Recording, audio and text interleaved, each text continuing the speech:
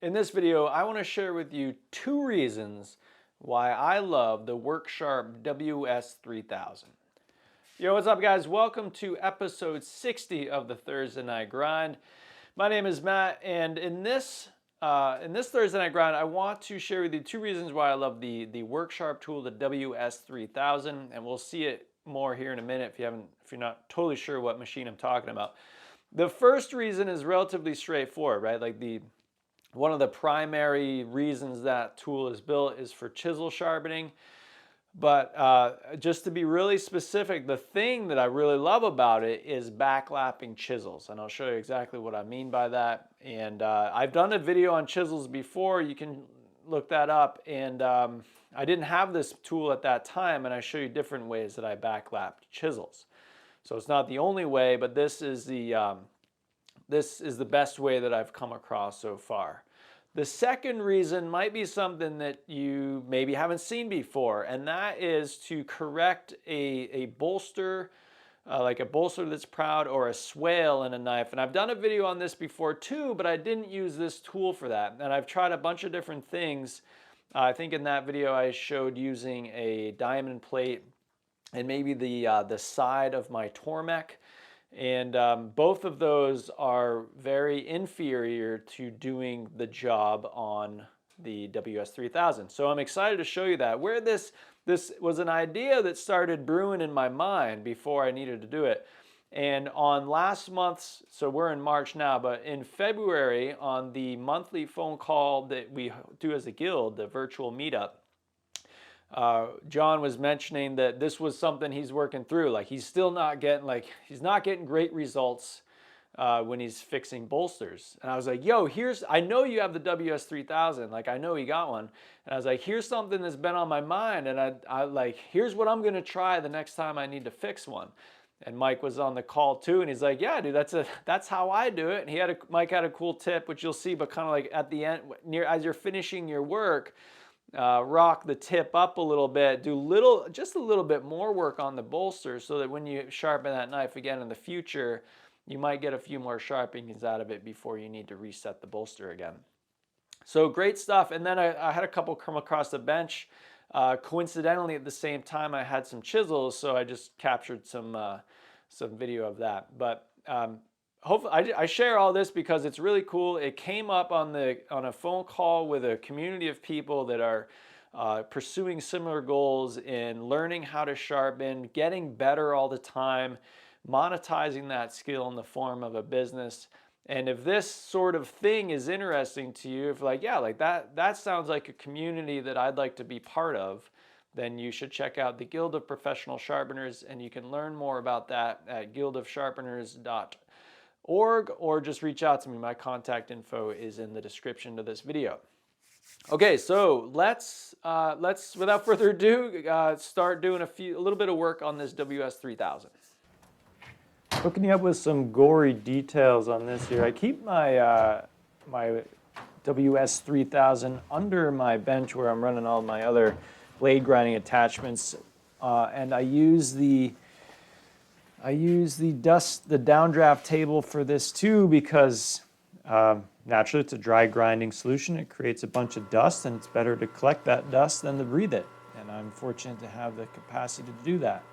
So what I'm showing you here is backlapping the chisels, and we'll go over top first, but I have this is a 60 grit paper on this tool, which is something, if my memory serves, you have to buy it separately.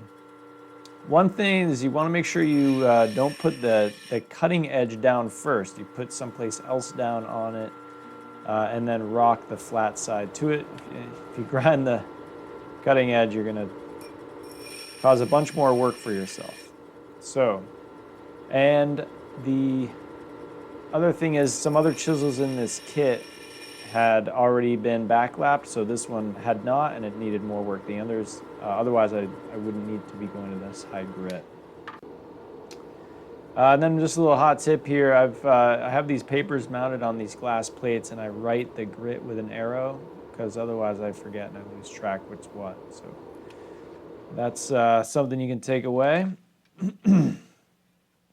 If you haven't used this machine, it's super easy. It's awesome.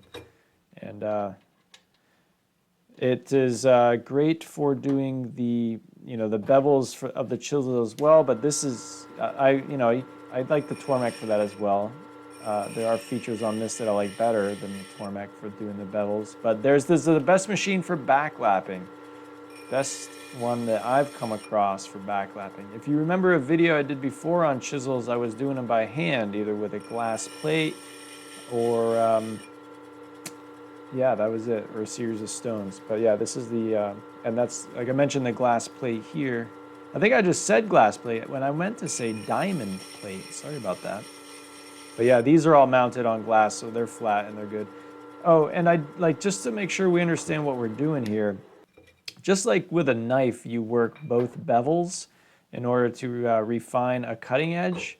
Well, with the chisel, if you don't backlap it, you're only working one side. So you can refine it all you want, but you're only refining half the bevel. So backlapping is the way that we refine both sides of the cutting edge to get that sharp feel. So anyway, I don't want to go through the whole sharpening of chisels in this video. I just wanted to highlight how much I love the WS3000 from Work Sharp for backlapping chisels. And here I'm now I'm working through the rest of the kit. I'm just going up in grit, and that's pretty much it. So what's the next thing? In case you're not familiar with this tool, I felt like maybe I ought to just include something here. Like, this is how you work the bevels on this tool. There is a tool rest up top, but there's a little channel here that you can keep the side of the chisel up against, so you keep a square edge on your bevel, and then you lightly push it in and then slide it out. There's a little bit of backing adhesive, paper abrasive on the back side. That the design intent there is, so you're gonna, when you grind it, the bevel, it's gonna put up a burr, so you slide it down on that abrasive and it pushes the burr back up to the bevel. And it's also designed to be somewhat of a heat sink there on the back of the chisel. And I would say that it works good. If you get aggressive, you might push the plate up and then get less of a square grind. And this is good if you have chips and stuff. With that 60 grit, you can get those chips out. So, okay, now let's move on to the next thing. Okay, you remember this? Watch what's going on here. Look for the light. Look for that light underneath the blade. Right, so the bolster's touching down and the blade is not. So, I did do a video on this before, and I showed a few ways to correct this to get that, I call it the blade geometry back. Because in this style knife, that's a rocking motion. You want the whole cutting edge to come down on the cutting board. If the bolster is sticking proud, then it won't cut food under the knife. So I do the majority of the work on the belt to get started, like bringing the bolster back. This knife wasn't too bad. But after I get the majority of the work done on the 1x30 on the belt, I come over now to this tool. And in this case, because this knife wasn't too bad, I'm happy to go up. I forget what this grit is. Sorry about that. But it's the one that comes standard with the machine that's not the 60 grit. So I didn't need I like the 60 grit. It's aggressive and makes good time and low heat, but I didn't need it for this application. Understand, when you're grinding on a spinning wheel, the rate of abrasive going across the knife here is going to be less towards the center of the spindle. And as you move out in the radius of that disc, the abrasive is effectively moving faster. So you can control your grind rate by positioning the knife relative to the center point. And that was one thing. Like, there is a disc on a lot of these 1x30s, but it's just going so fast. Like, I needed it to slow down. And then when it's going that fast, it's like chattering against the plate. And like, I just really like the speed of this WS3000 for correcting blade geometry. Going flat here, what I'm looking at right now is, this is a big deal. Like, right where my finger is, that's usually where the swale is. And the material is going to be thinner there. Sometimes, even if I feel like I have the geometry back, I go a little bit more so that the material is the same thickness along the belly of the knife, because otherwise when I go to the 1x30, it might still grind more there and I still end up with a bit of a swale on the knife. So, but anyway, on that note, now we go back over to the 1x30 and I'm cleaning up the bolster right here, rounding it off, right, because it's flat, so I'm just rounding it off, checking it for temperature and heat there. And now I'm cutting new bevels, right? So we've done, you know, what could be conceived as quite a bit of damage, but we've really destroyed the edge. We had to. And now we need to restore that edge. Notice here that I'm grinding against the platen. I'm really excited about, I have a couple platens, they're made. I got to get them up for sale so that you can check them out. But I usually, until I made these, I would not grind against the platen because of all of the chatter. But I feel like I have found a way to address that.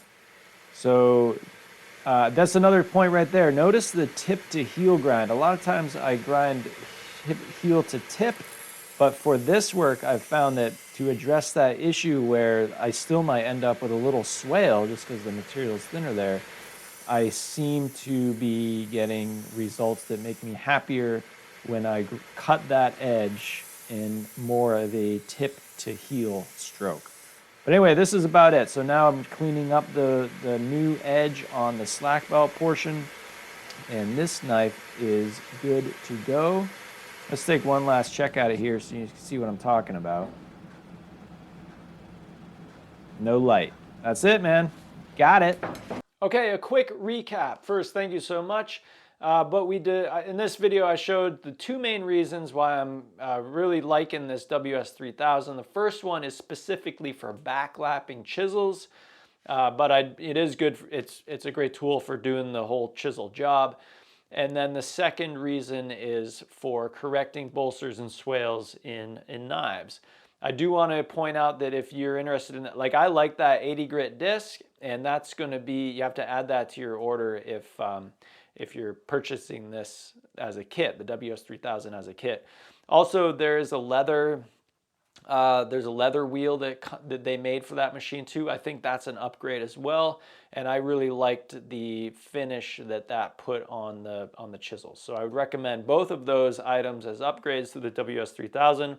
I do need to plug that Work Sharp is a friend of the Guild of Professional Sharpeners, and that we do have a pretty outstanding discount at Work Sharp Tools, so that you know, what we're trying to do there is the discounts with the friends of the guild can recoup your investment in the guild. So that's the goal, and Work Sharp is awesome.